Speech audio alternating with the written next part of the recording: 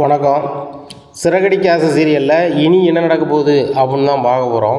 இங்கே ரோகிணிக்கு ரொம்பவே பயமாக இருக்குது. இந்த பார்வதி ஆண்டி வேறு ஆண்டி சொல்லுறதை கேட்டுக்கிட்டு ஸ்டேஷனுக்கு போயிடக்கூடாது அப்படின்னு சொல்லி அவசரமாக அவங்க வீட்டுக்கு போகிறாங்க. ஆண்டி உங்களை பார்க்கணும் அப்படிங்கிறாங்க. என்னம்மா என்ன விஷயம் அப்படிங்கிறாங்க. இந்த மாதிரி ரொம்ப பிரச்சனையாக இருக்குது ஆண்டி வீட்டில். எனக்கு இங்கே வீட்டில் இருக்கவே பிடிக்கல. அதுபோக ரொம்பவே தலைவலிக்கு அப்படிங்கிறாங்க. எனக்கும் தலை தான் வலிக்கு. உன்னை மசாஜ் பண்ண சொல்லலாம், ஆனால் உங்கள் அத்தை தான் சத்தம் போடுவா அப்படி இப்படின்ட்டு இருக்காங்க. அதுபோக நான் முத்துட்ட எல்லா உண்மையும் சொல்லிட்டேன். அதை உங்கள் அத்தை வீட்டில் எதுவும் சண்டை போட்டிருப்பாளா, பெரிய பிரச்சனையாக இருக்குமே அப்படிங்கிறாங்க. ஆமாம் ஆண்டி, அதனால தான் பெரிய பிரச்சனை அப்படி இப்படிங்கிறாங்க. நான் ஏதாவது இதில் பண்ணலாம் அப்படின்னு பார்த்தா அங்கே வந்திருக்கேன். நீங்கள் தான் ஆண்டி எதுக்கு உதவி பண்ணணும் அப்படிங்கிறேன். என்னம்மா பண்ண முடியும் அப்படிங்கிறாங்க. ஆண்டி நான் சொல்கிறதும் தப்பாக நினச்சிக்காதீங்க. நான் கொஞ்சம் உங்கள்கிட்ட தனியாக பேசணும் அப்படிங்கிறாங்க. தனியாக தான் நம்ம இருக்கேன்னு சொல்லு அப்படிங்கிறாங்க. ஆண்டி உங்கள் வீட்டில் 2 லட்ச ரூபா காணாமல் போச்சுல்ல அப்படிங்கிறாங்க. ஆமாம்மா, அது எங்கே வச்சேன் என்னன்னு எனக்கு ஒன்றுமே புரிய மாட்டேங்குது அப்படிங்கிறாங்க. ஆண்டி அது சம்மந்தமாக பெட்டிஷன் கொடுக்க சொன்னாங்களே, நீங்கள் கொடுக்க போகிறீங்களா அப்படிங்கிறாங்க. அவள் சொல்கிறாம்மா, பணம் எப்படி வந்துச்சு ஏது வந்துச்சுன்னா நான் என்ன சொல்லுவேன், ஆனால் அவள் அசால்ட்டாக சொல்கிறா, அவங்க பையன் அனுப்பின பணத்தை கொஞ்சம் கொஞ்சமாக சேர்த்து வச்சிங்க அப்படின்னு சொல்லிட்டு. என்னுடைய பேங்க் அக்கௌண்ட்டை பார்த்தா தெரிஞ்சு போகும், என் பையன் அனுப்பவே இல்லை. என் வீட்டுக்கார் பென்ஷன் கொஞ்சம் வருது, அதை வச்சு தான் நான் சாப்பிட்டுட்ருக்கேன். அதை அவள் தெரியாமல் சொல்லுதா. அப்புறம் நான் இவளுக்கு அவள் போய் ஸ்டேஷனில் சொல்லிக்கிட்டு அவங்க என்னை துருவி விசாரிச்சுக்கிட்டு அது சங்கடத்தை வரக்கூடாதுன்னு தான் நான் யோசிச்சுட்டு இருக்கேன். ஆனால் விஜயா கூட்டா பைத்தனமாக ஆகணும் அப்படிங்கிறாங்க. ஆண்டி நீங்கள் போக வேண்டாம் அப்படிங்கிறாங்க. போக வேண்டாமா? ஆமாம் ஆண்டி, அந்த பணம் உங்களுக்கு வந்துடும் அப்படிங்கிறாங்க. எப்படிம்மா வரும், அதுதான் காணலையே அப்படிங்கிறாங்க. ஆண்டி சொல்லுதுன்னு தப்பாக நினச்சிக்காதீங்க, நீங்கள் தான் ஆண்டியோட பணம்னு சொன்னீங்க. என் தேவைக்கு அவசரத்துக்கு நான் எடுத்துட்டேன். சரி ஆண்டி பணம் தான் நம்ம கொடுத்துக்கலாம் அப்படிங்கிறது உரிமையில் எடுத்துட்டேன் ஆண்டி அப்படிங்கிறாங்க. என்னது, நீ தான் பணத்தை எடுத்தியா அப்படிங்கிறாங்க. ஆமாம் ஆண்டி, நான் தான் எடுத்தேன். தயவுசெய்து யார்கிட்டையும் சொல்லிடாதீங்க. அப்படி சொல்லிட்டீங்கன்னா என் வாழ்க்கை ரொம்ப சங்கடமாக போயிடும். ஏற்கனவே அந்த வீட்டில் முத்து மீனாவும் என்னையும் என் வீட்டுக்காரையும் சுத்தமாக மதிக்கிறதில்ல. என் புருஷன் எவ்வளோ தான் பிஸ்னஸ் பண்ணி எவ்வளோ நல்ல நிலைமைக்கு வந்தாலும் சரி தான் அப்படி தான் பண்ணுறாங்க. ஆண்டி வீட்டில் 5 லட்ச ரூபா திருப்பி கொடுக்குன்னு ஒத்துக்கிட்டாங்க. அதையுமே கூட நான் தான் கொடுக்க போகிறேன் அப்படிங்கிறாங்க. அது எப்படிம்மா கொடுப்ப, 5 லட்ச ரூபாங்கிறது சின்ன தொகையாம்மா அப்படிங்கிறாங்க. ஆண்டி நான் சொல்லுறது மட்டும் நீங்கள் விஜய் ஆண்டிகிட்ட சொல்லிடுங்க, 2 லட்ச ரூபா கிடச்சிருச்சு அப்படின்னு சொல்லிடுங்க. முதல்ல நான் வீட்டுக்கு போய்க்கிறேன். வீட்டில் போய் நான் ஒரு 3 லட்ச ரூபா ரெடி பண்ணி வச்சுருக்கேன், தாலிக்கொடியை வச்சு. அந்த பணத்தை வீட்டில் கொண்டு கொடுத்துட்றேன் அப்படிங்கிறாங்க.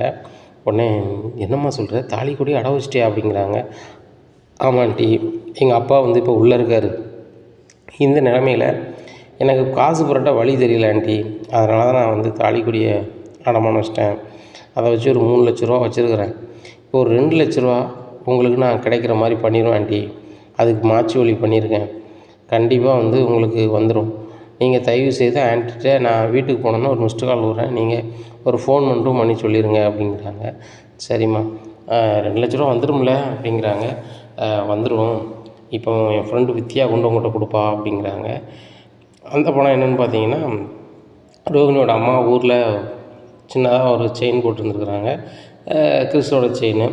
அப்புறம் சின்ன தங்கப்பொருள் ஒன்று வந்துருக்கு. அதெல்லாம் விற்று ஒரு 2 லட்ச ரூபா ரெடி பண்ணியிருக்காங்க. அதை ரெடி பண்ணி தான் வித்தியா கொண்டு வந்துருக்காங்க. அதை கொண்டு பார்வதிட்ட கொடுத்துட்றாங்க. இங்கே வீட்டில் ரொம்ப தோரணையாக ரோகிணி சொல்கிறாங்க, ஆண்டி நான் பணம் ரெடி பண்ணிட்டேன் அப்படின்னு சொல்லிட்டு. எவ்வளோம்மா ரெடி பண்ணியிருக்கேன் அப்படிங்கிறாங்க. 3 லட்ச ரூபா ரெடி பண்ணியிருக்கேன் ஆண்டி அப்படிங்கிறாங்க. 3 லட்சம் தான் ரெடி பண்ணியிருக்கேன், இன்னும் நான் 2 லட்ச ரூபா கடனாக இருக்கணுமா? சரி பரவாயில்ல, நம்ம பேசினபடி ஒரு 3 கொடுத்துட்டோம்னா அப்புறம் 2 பையா கொடுத்துக்கலாம். அந்த பூக்காரிட்டெலாம் நான் கடங்காரி இருக்குது, நான் அனுமதிக்க முடியாது அப்படிங்கிறாங்க. கொடுத்துருங்கம்மா அப்படின்னு சொல்லிட்டு மனோஜ் வாங்கி கொடுக்காரியம்மா. உடனே விஜயா சொல்கிறாங்க, அவட்டெல்லாம் நான் கொடுக்குற அளவுக்குலாம் பெரிய ஆள் இல்லை, நீ வேணா கொடு மனோஜ் அப்படின்னு சொல்லிட்டு மனோஜ்கிட்ட பணத்தை கொடுத்துட்றாங்க. உடனே மனோஜ் எல்லாரையுமே கூப்பிட்றாங்கப்பா, எல்லோரையும் வர சொல்லுங்கப்பா அப்படிங்கிறாங்க. எல்லோரும் வர சொல்கிறாங்க. உடனே என்னடா என்ன அப்படிங்கிறாங்க. முத்துக்கு நான் பணம் கொடுக்கணும்லப்பா, நான் கொடுத்துட்றேன் அப்படிங்கிறாங்க. உடனே முத்து சொல்கிறா, திருத்தம், எனக்கு கொடுக்க வேண்டியதில்லை, மீனாவோட வீட்டுக்கு கொடுக்க வேண்டியது அப்படிங்கிறாங்க. டே முத்து குடி அப்படிங்கிறாங்க. முத்து அமைதியாக இருக்கிறாரு. அண்ணாமலை சொல்கிறாங்க, முத்து வாங்கிக்க, அது மீனா விட்டு போனோம், அதை வாங்கி தான் ஆகணும், மீனா நீ வாங்கம்மா அப்படிங்கிறாங்க. இல்லைம்மா அதை பற்றி இருக்கட்டும் அப்படிங்க. இல்லை நீ வாங்கு, அது மீனா விட்டு போனோம் அப்படின்னு சொல்லிட்டு 3 லட்ச ரூபா வாங்கி கொடுத்துட்றாங்க. உடனே அண்ணாமலை சொல்கிறாங்க, இன்னும் 2 லட்சம் விஜயா கொடுக்கணும், பார்த்துக்கோங்க, 2 லட்ச ரூபா சீக்கிரம் கொடுங்க அப்படின்னு சொல்லிட்டு அண்ணாமலை நகர போகிறாரு. அப்படி இருக்கும்போது பார்வதிட்டேருந்து ஃபோன் வருது விஜயாவுக்கு. அங்கே ரோகிணி வீட்டுக்குள்ளேருந்தே ஒரு மிஸ்டு கால் விட்டுறாங்க விஜயா ஃபார்மெட்டில். அப்போ அவங்க கால் பண்ணி, விஜயா பணம் இங்கே தான் இருந்திருக்கு, நம்ம தான் சரியாக பார்க்காம இருந்திருக்கோம் அப்படிங்கிறாங்க. என்னது பார்வதி, பணம் கிடச்சிட்டா அப்படிங்கிறாங்க. உடனே அண்ணாமலை சொல்கிறாங்க, கிடச்சிட்டா அப்படின்னு சொல்லிட்டு, ஃபோனை கொண்டா அப்படின்னு சொல்லிட்டு, பார்வதி என்னம்மா சொல்கிற அப்படிங்கிறாங்க. ஆமாண்ணே, பணம் இங்கே தான் இருந்திருக்கு, நம்ம தான் தெரியாமல் பணம் காணலான்னு நினச்சிருக்கோம் அப்படிங்கிறாங்க. பார்த்தியா விஜயா, பணம் அங்கே தான் இருந்திருக்கு, நீ அதை விட்டுட்டு தேவையில்லாமல் மீனா வீட்டிலே பணத்தை வாங்கிட்டு மீனாவையே நீ வந்து எடுத்தேன்னு சொல்லுவேனே அப்படின்னு சொல்லிட்டு, பார்வதி அந்த பணத்தை கொஞ்சம் கொண்டு வரலாமா அப்படிங்கிறாங்க. உடனே வாரண்ணே அப்படின்னு சொல்லிட்டு ஒரு ஆட்டோ பிடிச்சி வீட்டுக்கு வந்துடுறாங்கண்ணே. என்னங்கண்ணே பணம் அப்படிங்கிறாங்க. மீனாட்டே கொடுமா அப்படிங்கிறாங்க. மாமா இருக்கட்டும் அப்படிங்க. இல்லைப்பா வாங்கிக்கா அப்படிங்கிறாங்க. டேய் முத்து அப்படிங்கிறாரு அண்ணாமலை. என்னப்பா அப்படிங்கிறாங்க.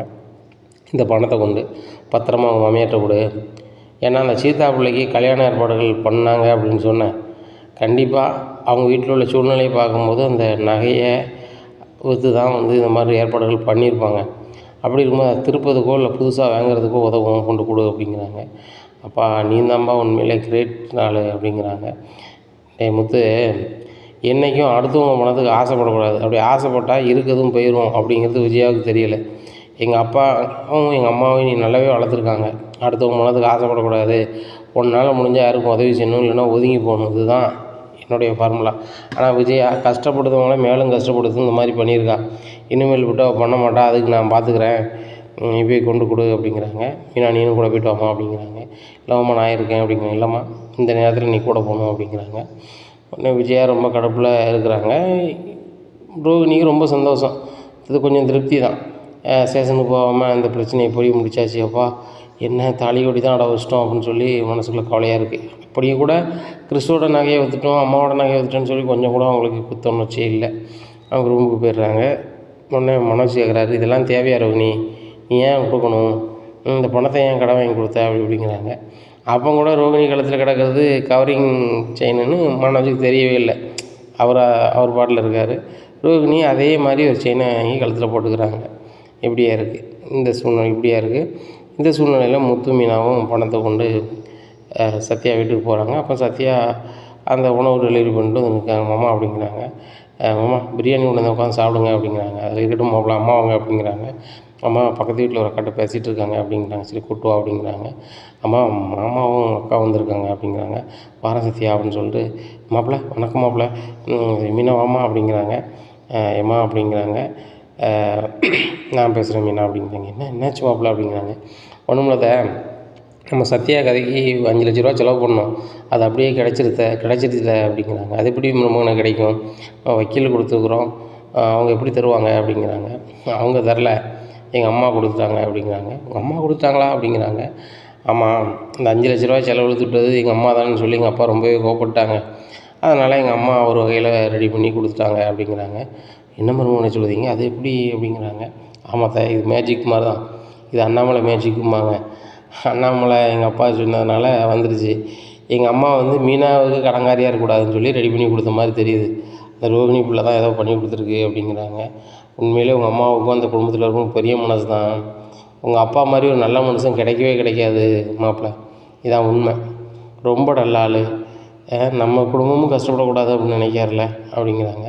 இல்லை உங்களையோ நீயோ யாரையோ அவர் வந்து அடுத்த குடும்பமாக நினைக்கல, ஒரே குடும்பமாக தான் நினைக்காரு. சீதா கல்யாணத்துக்கு வச்சுருக்க நகையை தான் கண்டிப்பாக அவங்க விற்றுருப்பாங்க, நீ பண்ணவே கூடாதுன்னு சொல்லி தான் எங்கள் அப்பா பேசினாங்க.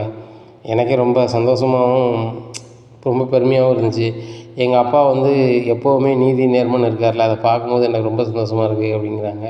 மாப்பிள்ள உண்மையிலே அண்ணாமலையனுக்கு கோயில் கட்டி கும்பிட்டாலும் அது தீராது, அந்தளவுக்கு ஒரு புண்ணியமான ஒரு மனுஷன். என் புருஷன் இழந்துட்டு நிற்கேன், அது ஈடு செய்யணும்னு சொல்லி மீனா வந்து உங்கள் வீட்டில் மருமகளாக கொண்டு போகிறாங்க, தன்னுடைய மகா மாதிரி பார்த்துக்கிறாங்க. இப்படி இருக்கும்போது சீதா வாழ்க்கையும் நல்லா இருக்குன்னு நினைக்காரு. தொடர்ந்து இந்த குடும்பத்துக்கு ஏதோ ஒரு வகையில் நல்லது செஞ்சுக்கிட்டே இருக்கார்.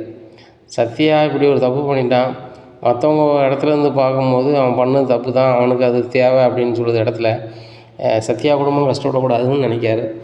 இதை நினைக்கும் போது ரொம்ப சந்தோஷமாக இருக்குது. டேய் சத்யா, கண்டிப்பாக நீ வந்து அண்ணாமலையனை பார்த்து நன்றி சொல்லணும் அப்படிங்கிறாங்க. சரிம்மா நான் போயிட்டு வரேன் அப்படிங்கிறாங்க. மாப்பிள்ள இப்போ எங்கேயும் போக வேண்டாம், அப்பா வந்து இப்போ ரெஸ்ட் எடுத்துகிட்டு இருப்பாங்க, அதுபோக எங்கள் அம்மா ரொம்ப உக்கிரமாக இருப்பாங்க, 5 லட்ச ரூபாயை இவங்க வாங்கிட்டாங்க வச்சுட்டாங்கன்னு சொல்லிட்டு, அதனால் நம்ம பார்த்துக்கலாம், எங்கள் அப்பா என்ன உங்களை தப்பாக நினைக்க போகிறாரு, அப்படி உனக்கு நன்றி சொல்லணும்னா ஃபோனில் சொல்லிடு, ஒன்றும் பிரச்சனை இல்லை. இப்போ எங்கள் அப்பா ரெஸ்ட் எடுப்பாப்புல. காலையில் ஃபோன் அடிச்சேன்னா அவர் வாக்கிங் போவார். அந்த காலகட்டத்தில் ஒரு 8 மணிக்குள்ளே கால் பண்ணால் ஃப்ரீயாக பேசிடுவார். அப்படி பேசுமாப்புல. இல்லைன்னா பார்க்கில் கூட போய் பேசிடுவோம், ஒன்றும் பிரச்சனை இல்லை. எங்கள் வீட்டில் வந்து பேசுனா எங்கள் அம்மாவோ வீட்டில் இருக்கவங்களோ சரியில்லை, உன்னையோ யாரையோ ஒன்றுன்னு சொன்னாங்கன்னா ரொம்ப கடுப்பாகும். எதுக்கு எடுத்தாலும் உங்கள் வீடு சரியில்லைம்பாங்க. இப்போ பணத்தை வேறு வாங்கி கொடுத்தாச்சா, இங்கே என்ன சொல்லுதாங்கன்னு தெரில, அதனால தான் அப்படிங்கிறாங்க. சரி மாமா அப்படிங்கிறாங்க. உடனே மாப்பிள்ள இந்த 5 லட்ச ரூபா நீங்களே வச்சுக்கிடுங்க, நீங்கள் ஏதோ ஒரு வகையில் வச்சு முன்னேறி வாங்க அப்படிங்கிறாங்க. அத்தை அது எதுக்கு அப்படிங்கிறாங்க. இல்லை மாப்பிள்ள, நீங்களும் 2 லட்ச ரூபா கொடுத்துருக்கீங்க, நாங்கள் 3 லட்ச ரூபா 2 லட்ச ரூபா அந்த மாதிரி தான் மாப்பிள்ள ரெடி பண்ணோம், நீங்கள் தான் மீதியெல்லாம் பார்த்தீங்க, அதனால் வந்து நாங்கள் மாப்பிள்ள வச்சுக்கோங்க அப்படிங்கிறாங்க. அத்தை நீங்கள் 2.25 லட்சம் ரெடி பண்ணியிருந்தாலும் சரி தான், இல்லை எவ்வளோ ரெடி பண்ணாலும் சரி தான், அந்த 5 லட்சம் உங்களுக்கு தான், எங்களுக்கு வேண்டாம் அத்தை அப்படிங்கிறாங்க. இல்லை மருமகனே, நீங்கள் 2 லட்ச ரூபாயை வந்து கடன் வாங்கி தான் தந்திருக்கீங்க, அதுக்கு நீங்கள் வட்டி கட்டணும் வைக்கணும் எல்லாம் இருக்குது அப்படிங்கிறாங்க. உடனே சீதா சொல்கிறாங்க, ஆமாம்மா எனக்காகலாம் தர வேண்டாம், நீங்கள் உங்கள் கடனை முதல்ல அடையுமாம்மா அப்படிங்கிறாங்க. சீதா பெரிய மனுஷனத்தில் பேசாத, எங்ககிட்டன்னு சொல்லி மீனாவும் முத்துக்கிட்டு இருந்து இந்த சீதாவுக்கு ஒரு கல்யாணத்துக்கோ எதுக்கோ செய்கிற அளவுக்கு பெரிய அளவுக்கு நாங்கள் இல்லை. எதையாவது ஒரு உதவி பண்ணலாம், மிஞ்சி போனால் ஒரு பூ அலங்காரத்து செலவையோ இல்லை சாப்பாட்டு செலவையோ இந்த மாதிரி தான் எடுத்துக்க முடியும். அப்படி ஒரு நிலைமை தான் இருக்குது கல்யாணத்து நிலைமையில். ஆனால் இன்றைக்கி எங்களுக்கு ஒரு வாய்ப்பு வந்திருக்கு, எங்கள் அம்மா மூலமாக அந்த 2 லட்சத்தை அவங்க தந்துருக்குறாங்க. நாங்கள் 2 லட்ச ரூபாயை கொஞ்சம் கொஞ்சமாக அடைச்சிப்போம். ஆனால் அந்த 2 லட்ச ரூபாயில் கண்டிப்பாக சீதாவுக்கு ஏதாவது ஒரு நகை வாங்க முடியும். வாங்கத்தான் நம்ம எல்லோரும் போய் சீதாவுக்கு சூப்பராக ஒரு நகை வாங்கிட்டு வருவோம் அப்படிங்கிறாங்க. மாமா எனக்கு இதில் உடன்பாடே இல்லை அப்படிங்கிறாங்க. இங்கே பாரு சீதா, உன்னையே மாதிரி நகை மேலே உடன்பாடு இல்லைன்னு எல்லா பெண்களும் சொன்னாங்கன்னா, அதை விரும்புவர்கள்லாம் சொன்னாங்கன்னா கண்டிப்பாக விலை குறையும். மாமா அதுக்கெலாம் வாய்ப்பு இல்லை, எங்கள் அக்காவும் மாமாவும் கஷ்டப்படான்னு தான் சொல்கிறேன், மற்றபடி தங்கம் பிடிக்காதவங்க யாராவது இருப்பாங்களா மாமா அப்படிங்கிறேன். அதானே, சரி வா போகலாம் அப்படின்னு சொல்லிட்டு, சத்யா உனக்கு வேலை இருக்கா அப்படிங்கிறாங்க. இல்லை மாமா இன்னும் நாளைக்கு தான் அப்படிங்கிறாங்க. சரி வா அப்படின்னு சொல்லிட்டு எல்லோரும் காரில் போகிறாங்க. அங்கே போய் நகைக்கடையில் போய் சீதாவுக்கு நகைக்கடைக்கு உட்காந்துருக்காங்க. அப்போ அதே நகைக்கடைக்கு பார்வதியோட சொந்தக்காரங்க வீட்டில் ஃபங்க்ஷனு, ஒரு ஒரு ஒரு சின்ன பிள்ளைக்கு ஃபங்க்ஷனு, அதுக்கு சின்ன மோதிரம் அவங்க போகிறாங்க. இங்கே சீதாவுக்கு நகை எடுத்துக்கிட்டு இருக்காங்க. அந்த நகைக்கடையில் நுழைஞ்சோன்னா அங்கே பார்வதி 5 லட்ச ரூபா அது கொண்டு வந்தோடனே நகை எடுக்க ஆரம்பிச்சிட்டாங்க. இவங்களாம் ரொம்ப தெளிவாக தான் இருக்காங்க, நம்ம தான் இப்படி இருக்கோம், இந்த நகைக்கடை வேண்டாம் வா அப்படின்னு சொல்லி திரும்பி போகிறாங்க. உடனே தச்செல்லாம் திரும்பி பார்க்குறாங்க. மீனா விஜயா திரும்பி போயிட்டுருக்குங்க. எங்கே அத்தை வந்துட்டு போகிறாங்க அப்படிங்கிறாங்க. எங்கே அப்படிங்கிறாங்க, பார்க்குறாங்க. அங்கே பார்வதி ஆண்டியும் விஜயாவும் போகிறாங்க. உடனே பார்வதி ஆண்டிக்கு முத்து கால் பண்ணுறாரு, அத்தை என்ன நகைக்கடைக்குள்ளே வந்துட்டு போகிறீங்க அப்படிங்கிறாங்க. ஆமாப்பா, எங்கள் சொந்தக்கார பையன் ஒரு சின்ன பையனுக்கு பிறந்த நாள், அதனால் வந்து ஒரு சின்ன மோதிரம் போடணும் பார்த்துக்கா, அதை எடுக்க தான் வந்தோம், நீங்கள் இருந்தோடனே உங்கள் அம்மைக்காரிக்கு பிடிக்கலை, அதனால் வேறு கடைக்கு போகிறோம் அப்படிங்கிறாங்க. அத்தை ஏதாவது சாப்பிடுங்களா சார் அப்படிங்கிறாங்க. எப்பா போதும், இப்போதைக்கு நீங்கள் 2 பேருமே ஒரு மாதிரி இருப்பீங்க, உங்கள் அம்மா ரொம்ப டென்ஷனாக இருக்கா, அதுபோக நான் தான் வந்து முத்துக்கு சப்போர்ட் பண்ணுற மாதிரி நினைக்கா, இருந்தாலும் வேறு வழியே இல்லாமல் நான் கூப்பிட்டு வந்திருக்கேன், அவளை சமாளிக்கிறதுக்கு, வேறு ஒரு இதில் வச்சு வரக்கூடாதுப்பா, நான் பார்த்துக்குறேன்ப்பா, தப்பான சீடா முத்து அப்படின்னு சொல்லிட்டு ஃபோனை வச்சுட்டு எத்த கடைக்கு போயிடுறாங்க. உடனே என்ன மருமகனே நான் போய் சம்மந்திட்டு பேசட்டுமா அப்படிங்கிறாங்க. அத்தை அவங்க ரோடு வீடு அப்படின்னு கடையெல்லாம் பார்க்க மாட்டாங்க, எங்கேனாலும் ஒரே மாதிரியாக பேசிக்கிட்டே இருப்பாங்க, அது சரி வராது. அப்புறம் நான் தான் தேவையில்லாமல் டென்ஷன் ஆகணுது, அவங்க வந்து நம்மளை பார்க்கக்கூடாதுன்னு திரும்பி போகிறாங்களோ அதே மாதிரி நம்ம போயிட்டே இருப்போம் அப்படின்னு சொல்லிட்டு சீதாவுக்கு பிடிச்ச மாதிரி நகை எடுத்து வீட்டுக்கு போகிறாங்க. மாப்பிள்ள எங்களால் உங்களுக்கு கஷ்டமாயிடுச்சு கடனாயிடுச்சு அப்படிங்கிறாங்க. அத்தை எங்கள் அப்பா ஒன்றும் சும்மா ஒன்றும் சொல்லலை, தாப்பம் இல்லாத வீட்டில் நீ தான் மூத்த பையன்னு சொல்லிவிட்டு, மூத்த பையனாக இருந்தால் கடன் கடமை எல்லாமே இருக்க தான் செய்யும், அதுதான் எனக்கு இருக்குது, அது ஒன்றும் பிரச்சனை கிடையாது, எவ்வளவோ கடனில் இருந்து நான் நீந்தி வந்துட்டேன், எனக்கு சப்போர்ட்டாக என் பொண்டாட்டி இருக்கா, நான் மட்டும் உழைக்கலை, எனக்கு ஈக்குவலாக என் பொண்டாட்டி உழைக்க, அதனால் வந்து நாங்கள் 2 பேரும் சேர்ந்து பாடுபட்டு அதை அடைச்சிருவோம், அடைச்சும் கண்டிப்பாக முன்னேறிடுவோம், அதில் மாற்றிக்கிறது இல்லை. எனக்கு மாற்றி டியூ கட்ட ஆள் இருக்குது, என் பொண்டாட்டி டியூ கட்டுதா, அதுபோக எங்கள் அப்பா எனக்கு போய் டியூ கட்டுதாரு, இப்படிலாம் நிறைய கதை நடக்குது, அதனால் வந்து எனக்கு எந்த கவலையும் இல்லை அப்படிங்கிறாங்க. ஆமாம்மா நாங்களே பார்த்துக்குறோம், சீதாவுக்கு நகை எடுத்தது பெரிய விஷயந்தான், இப்போ கல்யாணத்துக்கு நகை வந்துடுச்சு, இன்னொரு மாப்பிள்ளை வந்தால் நம்ம பாட்டில் கல்யாணத்தை வைக்கலாம்லாமா அப்படிங்கிறாங்க. உடனே சீதா சொல்கிறாங்க, அக்கா நகை எடுத்தால் மட்டும் முடிஞ்சு போச்சா, மாப்பிள்ளை என்ன பிடிக்க வேண்டாமா அப்படிங்கிறாங்க. ஏய் நீ வேறு சும்மா ரெடி, உன் வாயை வச்சுட்டு சும்மா இருக்காமல் தான் அந்த மாப்பிள்ளை வந்து தட்டி போயிடுச்சு அப்படிங்கிறாங்க. அத்தை அது நல்லது நினைங்க. எந்த ஒரு இக்கட்டான சூழ்நிலையிலும் பொண்டாட்டி முன்னாடி அவன் நிற்கணும். பொண்டாட்டிக்கு ஒரு பிரச்சனை வருது அப்படின்னா தெரிச்சு ஓடுதான் மனுஷனாகவே இருக்க முடியாது. சத்யா பிரச்சனையில் எங்களுக்கு ஒரு மாதிரி இருக்குது, சீதாவோட தம்பி லாய்க்கப்படாது அப்படின்னு சொல்லி அவன் போகிறானே, கல்யாணத்துக்கு அப்புறம் இதே மாதிரி பண்ணால் நம்ம அவன் முன்னாடி தொங்கிட்டு அலைய முடியுமா? இல்லைன்னா வருத்தப்பட முடியுமா?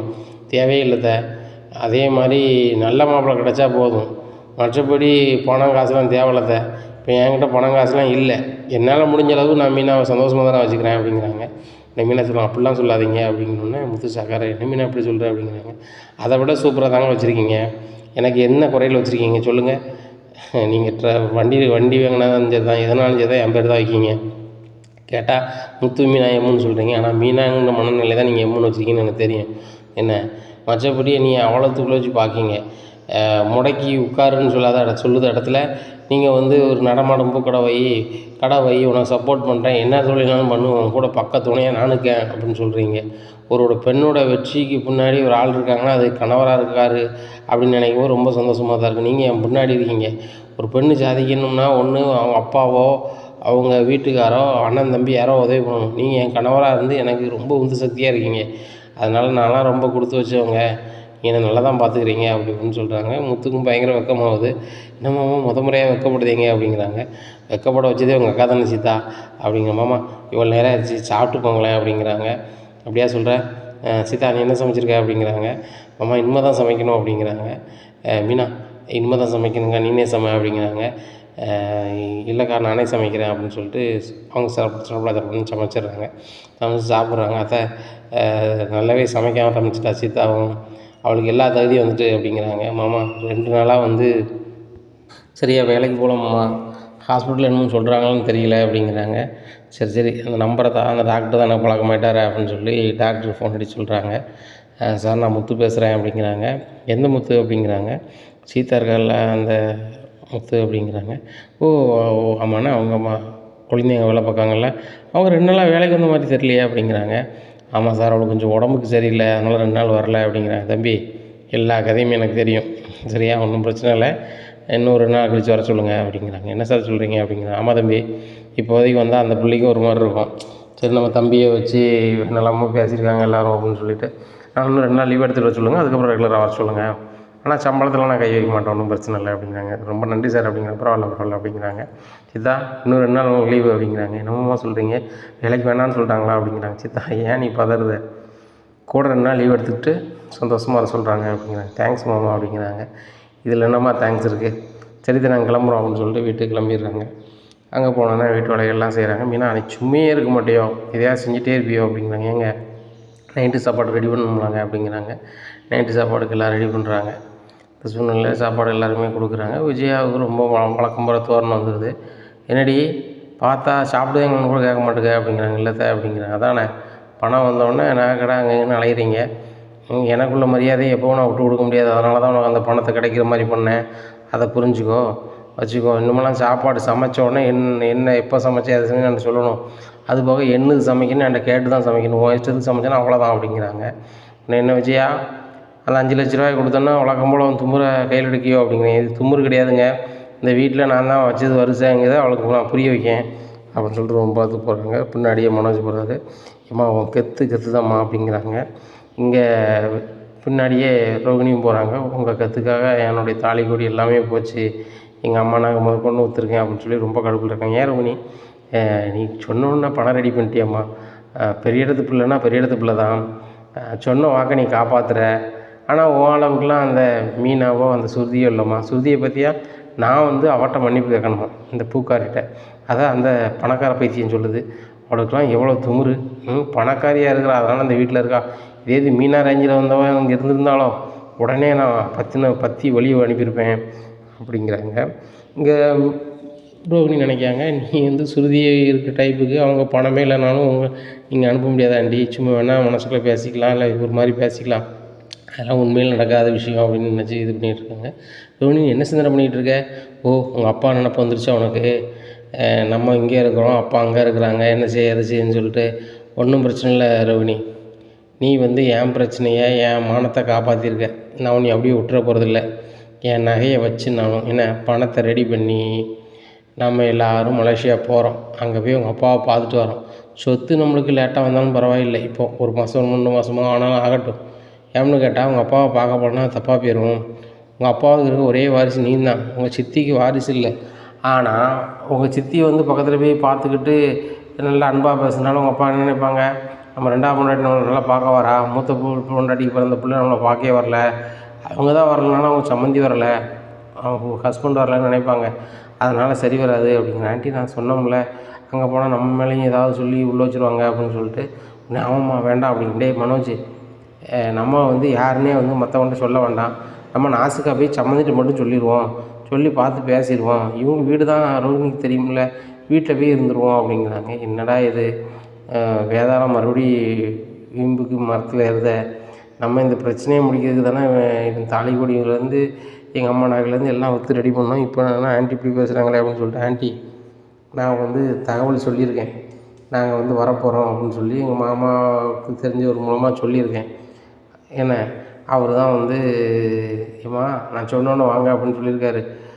அவங்க சொன்னோன்னே போனால் தான் ஆண்டி பிரச்சனை இருக்காது அப்படிங்கிற. அப்படியாம்மா சொல்கிறேன். சரி ரைட்டு அப்படின்னு சொல்லிட்டு இருக்கிறாங்க. போய் தூங்குமா அப்படிங்கிறாங்க. இவங்க 2 பேரும் மனோஜ் ரூம் போகிறாங்க. மனோஜ் நல்லா தூங்கிடுறாரு. தூங்கின பின்னாடி மனோஜ் அக்கௌண்ட்டில் பணமே இல்லைன்னு சொல்கிறானே, பணம் கிடக்குமே.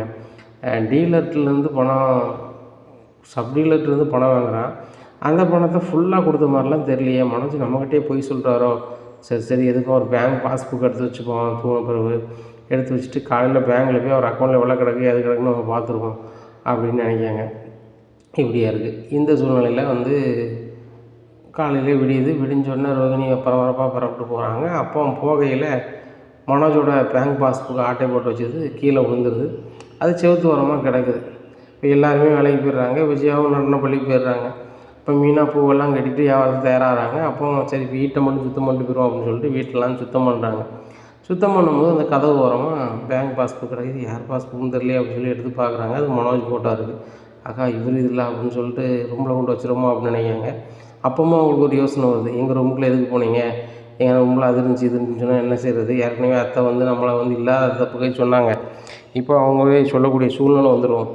அத்தை எனக்கு பணம் தர்றது வரைக்கும் வந்து அமைதியாக இருந்தாங்க. இப்போ வந்து பழைய மாதிரி அவங்க வந்து பேச ஆரம்பிச்சிட்டாங்க. இப்போ சரி வராது அப்படின்னு சொல்லி பேங்க் பாஸ்புக்கை பார்த்து யோசனை பண்ணிகிட்டு இருக்கும்போது முத்து வந்துடுறாரு. எனவே நான் என்னது அப்படிங்கிறாங்க. இது உங்கள் அண்ணன் பேங்க் பாஸ்புக்குங்க அப்படிங்கிறாங்க. அண்ணன் பாஸ்புக்கா யார் ஓட கழிதா கொண்டா அப்படின்னு சொல்லிட்டு உழைச்சி பார்க்கங்க. அடுத்தவங்க ஏன் பார்க்கணும் அப்படிங்கிறாங்க. அவன் என்ன தான் பண்ணுதான் எதை தான் பண்ணுதுன்னு தெரியணும்லா. அம்மா ஒவ்வொரு வாட்டியும் ரோகிணியை பெரிய பணக்காரங்க அப்படி இப்படின்னுட்டு இருக்காங்க. இவன் வேறு எங்கள் மாமனார் ஏன் அக்கௌண்ட்டில் அனுப்பிவிட்டார் அப்படின்னு. என்ன தான் பண்ணுறான் பார்ப்போமே அப்படின்னு சொல்லிட்டு பேங்க் பாஸ்புக்கை உழைச்சி பார்க்காரு. ஜீவாங்கிற ஒரு அக்கௌண்ட்லேருந்து 30 லட்ச ரூபா ஏறி இருக்குது. சப் டீலர்லேருந்து ஒவ்வொரு சப் டீலர்லேருந்து 20 சப் டீலர்லேருந்து ஒவ்வொரு லட்ச ரூபா அவங்க அக்கௌண்ட்லேருந்து மாறி இருக்குது. அப்படின்னு பார்த்தோன்னே முத்து சிரிக்கிறாரு. இவங்க பணம் ஏறி இருக்கா, ஜீவானா யார் அப்படின்னு சொல்லி ரொம்பவே குழப்பமாக இருக்குது. எந்த பேங்க்கில் உனக்கு அக்கௌண்ட் இருக்குது அப்படின்னு சொல்லிட்டு நேராக மீனா அவர் இடத்துக்கு போய்ட்டு வரேன் அப்படிங்க. எங்கள் ஃபேஸ்புக் வச்சு என்ன செய்ய போகிறீங்க அப்படிங்கிறாங்க. போகிற போக்கிலே நான் வந்து மனோஜ்ட்ட வந்து ஷோரூமில் போய் கொடுத்து போகிறேன் அப்படிங்க. சரிங்க அப்படின்றாங்க. மீனா வேறு எதுவும் நினைக்கல. இப்படியே இருக்குது. இந்த சூழ்நிலையில் நேராக பேங்க்கு போகிறாரு. சார் இது வந்து எங்கள் அண்ணனோட பேங்க் பாஸ்புக்கு அப்படிங்கிறாங்க. மனோஜ் தம்பி தானே நீங்கள் முத்து, சொல்லுங்கள் முத்து அப்படிங்கிறாங்க. சார் ஒன்றும் இல்லை, எங்கள் அண்ணனுக்கு வந்து ஜீவான்னு ஒரு அக்கௌண்ட்டில் வந்து பணம் மாறி இருக்குது, 30 லட்ச ரூபா மாறி இருக்குது. எந்த தேதியில் இந்த தேதியில் மாறி இருக்குது சார். அவங்க வந்து யார் என்ன வரோம் அப்படிங்கிறாங்க. தம்பி அதெல்லாம் சொல்லக்கூடாது தான், நீ ரொம்ப வேண்டிய தம்பியாக இருக்க, ஏன்பா அவங்க அண்ணன் வரலையா அப்படிங்கிறாங்க. இல்லை சார் அவர் வந்து இப்போ கொஞ்சம் சுயநிலையில் சரியாக இல்லை. அப்படிங்கும்போது அவருக்கு எப்படி மாறிச்சு அது மாறிச்சு, நிறைய பணம் வரவு செலவுலாம் நடக்குது. அதெல்லாம் ஒரு தகவல் தெரியுதுக்காக சார் வந்தேன் அப்படிங்கிறாங்க. அப்படியா, சரி ஒன்றும் பிரச்சனை இல்லை வாங்க சொல்கிறேன் அப்படின்னு சொல்லிட்டு இது பண்ணிட்டு, தம்பி இந்த பேங்க்கில் தான் ஜீவான்னு சொல்லியிருக்காங்க, அவங்க தான் அனுப்பிவிட்ருக்காங்க அப்படிங்கிறாங்க. சார் ஜீவாங்கிறவங்களுக்கு இந்த பேங்க்கில் தான் அக்கௌண்ட் இருக்கா அப்படிங்கிற. ஆமாம் இங்கே உள்ள அக்கௌண்ட்டு தான் அப்படிங்கிறாங்க. சரி அவங்க பார்க்கலாமா சார் அப்படிங்கிறாங்க. அவங்க நேரில் பார்க்க முடியாது, அவங்க ஃபோட்டோ எடுத்துனாரு பாருங்கள் இவங்க தான் அப்படின்னு சொல்லிட்டு ஃபோட்டோவை காமிக்கிறாங்க. ஃபோட்டோவை பார்த்தோன்னா முத்துக்கு பயங்கர ஷாக் ஆயிடுது. உடனே என்ன சார் அப்படிங்கிறாங்க. என்ன தம்பி அப்படிங்கிறாங்க. இவங்க எனக்கு தெரிஞ்சவங்க தான் அப்படிங்கிறாங்க. இவங்களும் தெரிஞ்சவங்க தானே, இவங்க அக்கௌண்ட்டில் இருந்தால் அவங்க அண்ணனுக்கு இந்த தேதியில் ஆன்லைனில் மாறி இருக்கு, 30,00,000 ரூபா மாறி இருக்குது அப்படிங்கிறாங்க. அதை ஒரு ஃபோட்டோ எடுத்து வச்சுக்கிறாங்க அவருக்கு தெரியாமல். ரொம்ப நன்றி சார் அப்படின்ட்டு வெளில வராங்க. வெளில வந்து ரொம்பவே குழப்பம். ஜீவா மேடம் எதுக்கு மனோஜுக்கு 30,00,000 ரூபா கொடுக்கணும்? மனோஜுக்கு 30,00,000 ரூபா கொடுத்தத எங்கள் மாமனார் என் அக்கௌண்ட்டில் பணம் போட்டு விட்டார், அதுவும் 15,00,000 ரூபா தான் போட்டு விட்டார், நீங்கள் ஏன் சொல்லணும்? ஒன்றா நம்பர் வேலையெல்லாம் பார்த்துருக்கேன் அப்படின்னு சொல்லி முழிக்கும்போது இவருக்கு ரொம்ப குழப்பம். நம்ம ஜீவா மேடம் வந்து எப்படி இவங்களுக்கு மனோஜுக்கு 30,00,000 ரூபா கொடுப்பாங்க அப்படின்னு குழப்பத்தில் இருக்கும்போது ஜீவா மேடத்துக்கு ஒரு கால் பண்ணி பார்ப்போமேன்னு சொல்லிட்டு ஜீவா மேடத்துக்கு கால் பண்ணுறாங்க. கால் பண்ணோன்னே ஹலோ அப்படிங்கிறாங்க. முத்து இப்போ தான் உங்களுக்கு கால் பண்ணலான்னு நினச்சேன், நீங்களே பண்ணிட்டீங்க, எங்கே இருக்கீங்க அப்படிங்கிறாங்க. பேங்க்கிட்ட இருக்க மேடம், நான் உங்கள்கிட்ட ஒன்று பேசணும், அதான் உங்களுக்கு கால் பண்ண மேடம் அப்படிங்கிற. முத்து நேரில் பேசிக்கலாம், நான் வந்து சென்னை வந்திருக்கேன், ஏர்போர்ட்டில் இருக்கேன் வாங்க அப்படிங்கிறாங்க. நேராக ஏர்போர்ட்டுக்கு போகிறாங்க. மேடம் வாங்க அப்படிங்கிறாங்க. என்ன முத்து திடீர்னு கால் பண்ணியிருக்கீங்க? நான் தான் உங்களுக்கு கால் பண்ணி சரி வர சொல்லுவோன்னு பார்த்தா அதுக்குள்ளே வந்துட்டீங்களே அப்படிங்கிறாங்க. சரி இதான் ஒருத்தர் அன்பாக நினைக்கிறது அப்படின்னு சொல்லிட்டு முத்து காரில் ஏறுறாங்க. வாங்க மேடம் அப்படிங்கிறாங்க.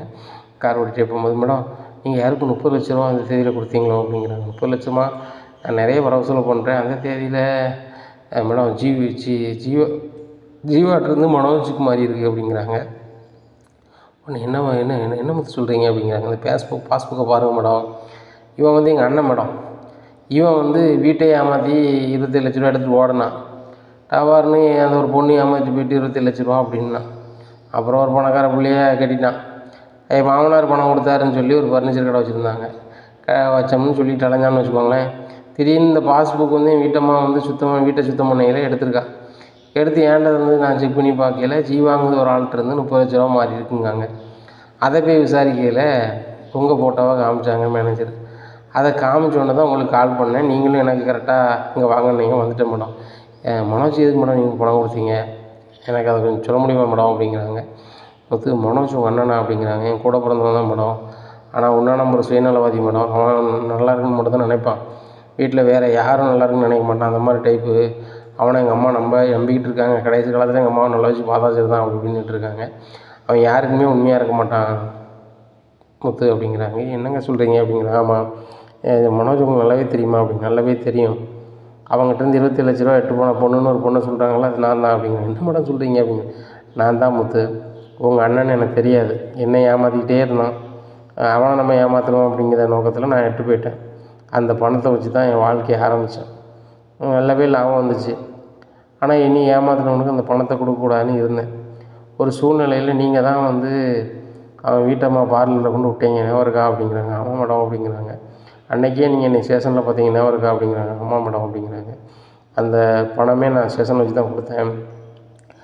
என்னை வந்து அந்த பார்லரில் லாக் பண்ணிட்டாங்க. அப்புறம் லாக் பண்ணையில் நான் வந்து அங்கே வர வேண்டிய சூழ்நிலை ஆயிடுச்சு. அது போக நான் ஃபாரின் கிளம்பணும், எனக்கு நெருக்கடி பண்ணால் நல்லா இருக்காதுன்னு சொல்லிட்டு நான் உடனே கொடுத்துட்டேன். 27,00,000 ரூபா தானே மேடம் வாங்கிட்டு போனாங்க, 30 கொடுத்துருக்கீங்க அப்படிங்கிறாங்க. அதுக்கெல்லாம் வட்டி முதலுமா சேர்த்து அவன் புருஷனும் பொண்டாட்டியும் வாங்கிட்டாங்க. எனக்கு அந்த நேரத்தில் கோவம் இருந்துச்சு, இருந்தாலும் அந்த பணத்தை வச்சு தான் முன்னேறி இருக்கோம், சரி இருந்துட்டு போட்டோம் அப்படின்னு சொல்லி கொடுத்துட்டு நான் பாட்டில் கனடாவை பார்த்து போயிட்டேன். இப்போ அங்கே நல்லாவே பிஸ்னஸ் பண்ணுறேன், இங்கேயும் நிறைய சொத்து பற்றி வாங்கியிருக்கேன், எல்லாத்துக்கும் காரணம் அந்த பணம் தான். ஆனால் அவன் உண்மையான ஆள் கிடையாது, அதனால தான் அவனை விட்டு போனது, இல்லைன்னா அவன் நல்லா வச்சு பார்த்துருந்துருப்பேன். ஆனால் வந்து அவன் வந்து பணம் ஆசைப்பிடிச்சவன். என்கிட்ட பணம் இல்லைன்னு தெரிஞ்சுக்கிட்டு என் ஃப்ரெண்டு ஒருத்தருக்கே ரூட்டு போட்டான், அதனால தான் நான் அவனுக்கு இப்படி பண்ண வேண்டிய சூழ்நிலை வந்துச்சு அப்படிங்கிறாங்க. ஆனால் உண்மையிலே நீங்கள் தான் எனக்கு சத்தியமாக தெரியாது, இல்லைனா முன்னுக்கூட்டியே உங்கள்கிட்ட கேட்டிருப்பேன் அப்படிங்கிற. முத்து நீங்கள் மனோஜ் தம்பின்னு எனக்கு தெரியாது, அப்படி தெரிஞ்சிருந்துச்சுன்னா நான் முன்னாடியே தோலை உரிச்சிருப்பேன் அப்படிங்கிறாங்க. மேடம் எனக்கு நீங்கள் ஒரு உதவி பண்ணணும் மேடம் அப்படிங்கிறாங்க. என்ன அப்படிங்கிறாங்க. நீங்கள் வந்து பணம் எப்படி அனுப்புனீங்க, இதில் பேங்க் பாஸ்புக்கில் இருக்குது, வேறு ஏதாவது ஆதார் இருக்கா மேடம் அப்படிங்கிறாங்க. முத்து என் செல்லில் இருந்து அனுப்புகிறேன், உங்களுக்கு ஸ்க்ரீன்ஷாட் அனுப்புகிறேன் அப்படின்னு சொல்லிட்டு ஸ்க்ரீன்ஷாட் அனுப்பிடுறாங்க. வேறு எதுவும் உதவினா சொல்லுங்கள், அந்த மனோஜ் உங்களால் உங்கள் மனோஜ் வந்து உங்களை டிஸ்டர்ப் பண்ணுறாரா அப்படிங்கிறாங்க.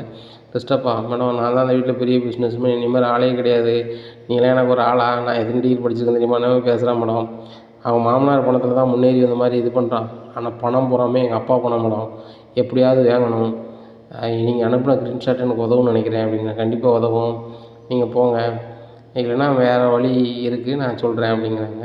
சரி மேடம் அப்படின்னு சொல்லிட்டு ஜீவா கொண்டு விட்டுட்டு கிளம்புறாங்க. முத்து வாடகை அப்படிங்கிறாங்க. வேண்டாம் மேடம், நீங்கள் இவ்வளோ பெரிய உதவி செஞ்சுருக்கீங்க அப்படிங்கிறாங்க. முத்து உங்கள் அப்பா பணம் எனக்கு ஆசீர்வாதமாக இருந்திருக்கு, உங்கள் அப்பா நல்லவர், அதனால் அவர் கொடுத்த பணம் பன்மடங்கு எனக்கு பெருகி இருக்குது, நிறைய தொழில் உள்ள வந்திருக்கு. ஆனால் மனோஜ் அப்படி இல்லை, ஆனால் அப்படிப்பட்ட ஒரு வயிற்றில் பிறந்த அவருக்கு பிறந்தவர் வந்து இப்படி இருக்கான், சரி ரைட்டு, நீ வீட்டில் போய் நடந்ததை சொல்லுங்கள், அப்படி தேவைப்பட்டால் என்னை கூப்பிடுங்க, நான் உங்கள் வீட்டுக்கே வரேன் அப்படிங்கிறாங்க. மேடம் உங்களுக்கு அதுக்கு நேரம் இருக்கா அப்படிங்கிற முத்து, உங்களுக்கு செய்யாமல் யாருக்கு செய்ய போகிறேன். அந்த மனோஜை ஏதாவது பண்ணணும்னு நினச்சிட்டு இருந்தேன், அப்புறம் இடையில விட்டுட்டேன். ஆனால் உங்களுக்காக ஒரு உதவி செய்யறதுக்கு உங்கள் வீட்டுக்கு வரேன், நான் எதுவும் பேச மாட்டேன். அவர் நான் பணம் என்கிட்ட வாங்கலைன்னு சொன்னால் மட்டும் நான் ஆதாரத்தோடு நிரூபிக்கிறேன் அப்படிங்கிறாங்க. சரி மேடம், எனக்கு அந்தளவுக்கு பர்டிகுலரை வச்சு பேச தெரியாது, நாளைக்கு ஈவினிங் வரலாமா மேடம் அப்படிங்கிறாங்க. கண்டிப்பாக வரேன் முத்து அப்படின்னு சொல்லிட்டு ஜீவா அவங்க ரூமுக்குள்ளே போகிறாங்க. முத்து இவனை விடவே கூடாது, அப்பா பணத்தை வச்சு அப்பாவை ஏமாற்றி தலைதானா, இவனுக்கு என்ன செய்கிறோம் பாரு அப்படின்னு சொல்லிட்டு மீனாவை கால் பண்ணுறாங்க. மீனா அப்படின்னு சொல்லி நடந்த கதையை சொல்கிறாங்க. நடந்த கதையை கேட்டுட்டு மீனா ரொம்ப ஷாக் ஆகிறாங்க. என்னங்க உங்கள் அண்ணன் இப்படிலாம் பண்ணியிருக்காரு அப்படிங்கிறாங்க. இப்படிலாம் தன்னை மாதிரி தினம் பண்ணியிருக்கான், அவனுக்கு வச்சு விருந்து வச்சுக்க வேண்டியதான் அப்படிங்கிறாங்க. இனி என்ன நடக்கும் அப்படிங்கிறத பொறுத்திருந்து பார்க்கலாம். நம்மளுடைய சேனலை கொஞ்சம் நீங்கள் மறக்காமல் லைக் அண்ட் சப்ஸ்கிரைப் பண்ணுங்கள். நன்றி, வணக்கம்.